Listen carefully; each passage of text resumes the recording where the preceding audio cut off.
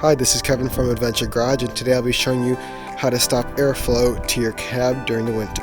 So as some of you may know, I daily drive the CJ7, so I figured out a little way to stop the airflow to your ankles because I was getting windburn just driving down the road. So what you want to start off doing is the main airflow is this piece right here, and you'll know that this is a vent, but what you start by doing is taking off the 6 bolts that are on here.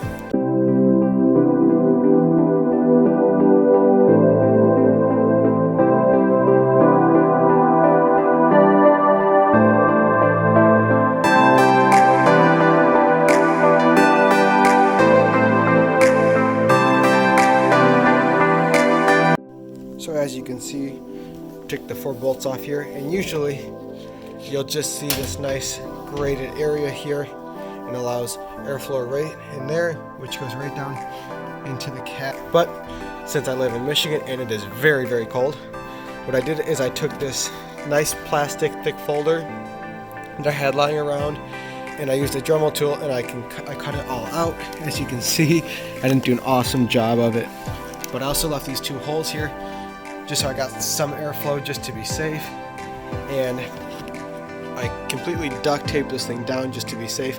You know, as you can see here, there's a nice lip that fits right in here into the groove, but that way it wouldn't fly up when I was trying to drive. I also just took a drill and drilled small holes in there so that the self-tapping screws that were in there could go back in. So after you cut it out and taped it on there real nice, probably make it look a lot better than I do because I didn't go very far.